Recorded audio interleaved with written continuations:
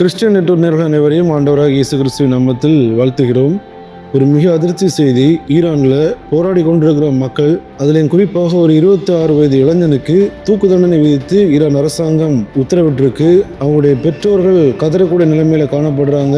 பெற்றோரை பார்க்க விடவில்லை என்ற தகவல் வெளியாயிருக்கு. கைது செய்த 5ஆம் நாளில் தூக்கு தண்டனை, அதாவது நாளைய தினம் தூக்கு தண்டனை நிறைவேற்ற இருப்பதாக செய்திகள் வெளியாகி பெரும் அதிர்வலைகளை ஏற்படுத்தி இருக்கு. அது மட்டுமல்லாமல் ஈரான் மிகப்பெரிய மோசமான சூழ்நிலைக்குள்ளாக சென்றுட்டு இருக்கு. இதை பற்றி ஒரு மிக முக்கியமான வீடியோ கண்டிப்பாக உங்கள் நண்பர்களுக்கும் பகிர்ந்து கொள்ளுங்கள். இந்த காரியத்திற்காக நாம் ஜெபிக்க வேண்டியது அவசியமாக இருக்கிறது. வாங்க வீடியோக்குள்ள போலாம்.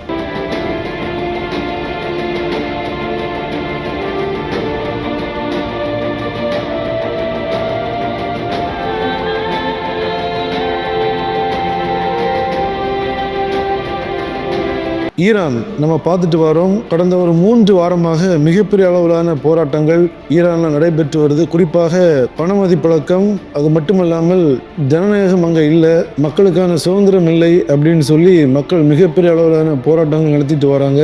அநேக கட்டடங்கள் தீ வைத்து எரிக்கப்படுகிறது, அநேக இடங்கள் தகர்க்கப்படுகிறது. அரசாங்கத்திற்கு ஆதரவாக காவல்துறை மற்றும் ஆயுதமேந்திய படைகள் மக்களை கொன்று குவிப்பது, இப்படிப்பட்ட காரியங்கள் ஈரான்ல நடைபெற்று வருது. இதுவரைக்கும் குறிப்பாக 600க்கும் மேற்பட்ட மக்கள் உயிரிழந்திருப்பதாகவும், பாதுகாப்பு படையினர் 40க்கும் மேற்பட்ட மக்கள் அவங்களும் உயிரிழந்திருப்பதாகவும், கிட்டத்தட்ட 700 பேர் உயிரிழந்திருப்பதாக தற்போதைய தகவல்கள் வெளியாகி கொண்டிருக்குது. இப்படி இருக்கக்கூடிய சூழ்நிலையில ஈரானின் அட்டர்னி ஜெனரலான முகமது முஹாவதி அசத் இவர் ஒரு காரியத்தை வெளியிட்டிருக்கிறாரு. அவர் என்ன சொல்லியிருக்காரு அப்படின்னா, அரசாங்கத்திற்கு எதிராக போராடக்கூடிய மக்கள் அனைவருமே கடவுளின் எதிரியாக பார்க்கப்படுகிறார்கள். அதாவது ஈரான் மட்டுமல்லாது இஸ்லாமிய நாடுகளில் கடவுளின் எதிரி அப்படின்னு சொன்னாலே அவங்களுக்கு மரண தண்டனை. அப்போ இவர் என்ன சொல்ல வர்றார் அப்படின்னா, அரசாங்கத்திற்கு எதிராக போராடக்கூடிய மக்கள் எல்லாருமே கடவுளின் எதிரியாக பார்க்கப்படுகிறார்கள். அதன் காரணமாக அவங்களுக்கு மரண தண்டனை நிறைவேற்றப்படும் என்ற மிக முக்கியமான ஒரு எச்சரிக்கையை அவர் விட்டிருக்கிறாரு. அவரின் இந்த செய்தி பெரும் அதிர்ச்சியை உலகளவில் உருவாக்கி இருக்கு. போராடக்கூடிய மக்களை கொல்வதற்கு கூட ஈரான் அரசாங்கம் துணிஞ்சிருக்கு. எப்படிப்பட்ட ஒரு கொடுமையான அரசாங்கத்தின் கீழே அந்த மக்கள் வாழ்ந்துட்டு வராங்க என்பது இப்படிப்பட்ட தகவலின் மூலமாக, இப்படிப்பட்ட அறிவிப்பின் மூலமாக நமக்கு மிக தெளிவாக விளங்குகிறது.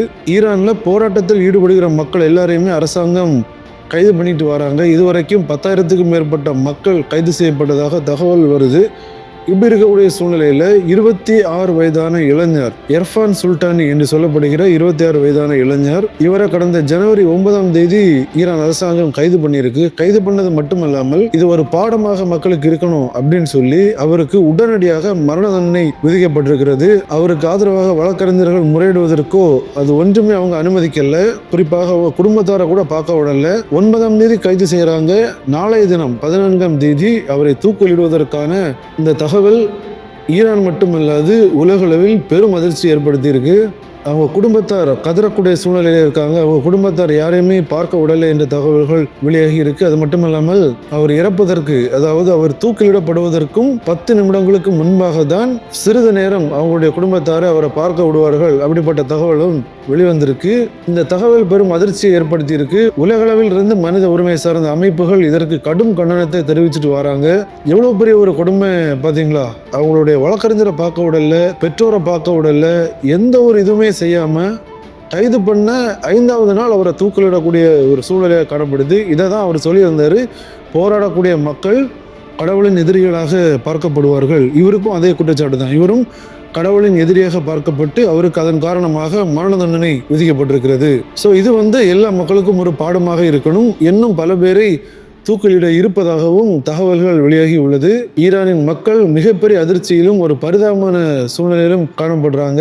இப்படி இருக்கிற சூழ்நிலையில அமெரிக்க அதிபரான ட்ரம்ப் அவர்கள் என்ன சொல்லியிருக்காருன்னா, அந்த மக்களை கொல்லும் பட்சத்தில் எங்களுடைய இராணுவம் அங்கே களமிறங்கும் அப்படின்னு அவர் பிரஸ் மீட் எல்லாம் கொடுத்திருக்கிறாரு. இதுவும் உலகளவில் ஒரு மிகப்பெரிய யுத்தம் வருவதற்கான ஒரு சூழ்நிலையாக பார்க்கப்படுகிறது.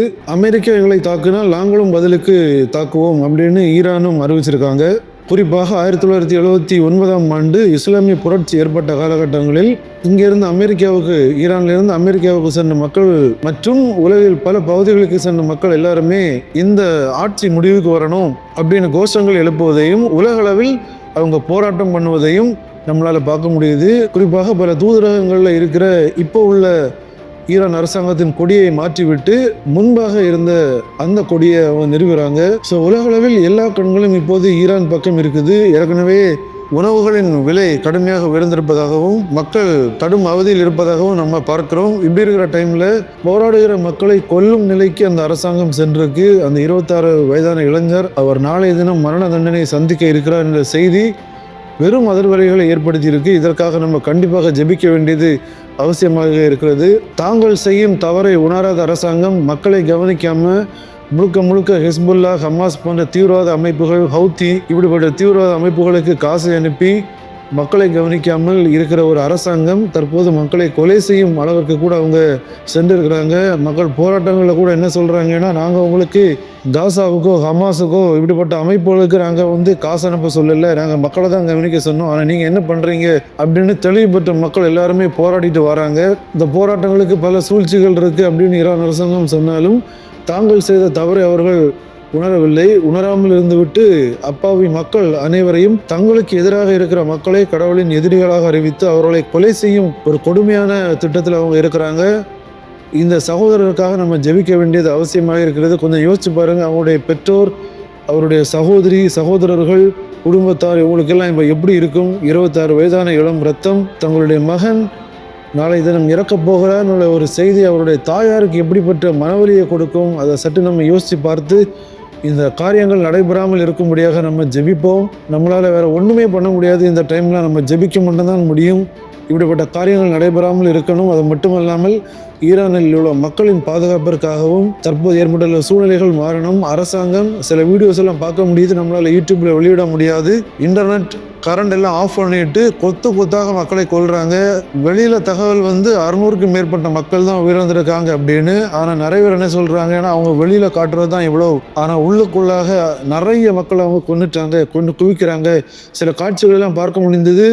வீதிகளில் மக்களின் பிணங்கள் இருப்பதையும், ஒரு மருத்துவமனையில் உள்ள பிணவரையில் பல உடல்கள் குவிக்கப்பட்டிருப்பதையும், அவர்களின் உறவினர்கள் அதில் நின்று கதறி அழும் காட்சிகளும் பார்ப்பதற்கு மிகவும் பரிதாபமாக இருக்கு. இப்படிப்பட்ட சூழ்நிலையில் தான் ஈரான் இருக்கு. ஆனால் இப்போ இருக்கிற இந்த சூழ்நிலைகள் மாறணும். அரசாங்கம் மக்களை சரியாக நடத்தணும். தற்போது அரசாங்கம் எடுத்திருக்கிற இந்த தூக்கு தண்டனை முயற்சிகள் இந்த அரசாங்கம் கைவிடணும். இது ஒரு கொடுமையான சட்டம். இதனை கண்டிப்பாக ஈரான் அரசாங்கம் கைவிடணும். இந்த 26 வயது இளைஞர் அவருக்கு ஏற்பட்டிருக்கிற இப்படிப்பட்ட ஒரு கொடுமையான சூழ்நிலை அதுவும் மாற்றப்படணும். இதற்காக கண்டிப்பாக நம்ம ஜெபிப்போம். இந்த தகவலை உங்களுடைய நண்பர்களுக்கும் பகிர்ந்து கொள்ளுங்கள். அவர்களும் இந்த தகவல்களை பார்த்து மக்களுக்காக ஜெபிக்க வேண்டியது அவசியமாக இருக்கிறது. நான் எப்பவுமே சொல்கிற ஒரே ஒரு காரியம்தான், யுத்தங்கள் வந்தால் பாதிக்கப்படுவது அப்பாவி மக்கள் தான். தலைவர்கள் எல்லாருமே ஒவ்வொரு இடங்களில் சேஃப் ஆயிடுவாங்க. அப்பாவி மக்களின் உயிர்கள் கொண்டு குவிக்கப்படும். ஸோ இப்படிப்பட்ட காரியங்கள் வராமல் இருக்கும்படியாக நாம் ஜெபிப்போம். யுத்தங்களின் செய்தியை கேள்விப்படுகிறோம், ஆனால் ஜெபிக்க வேண்டியது நம்முடைய கடமையாக இருப்பதால் ஜெபிப்போம். மீண்டும் இன்னொரு தகவலில் உங்களை சந்திக்கிறேன். தேவன் தாமே உங்கள் அனைவரையும் ஆசீர்வதிப்பாராக. ஆமீன்.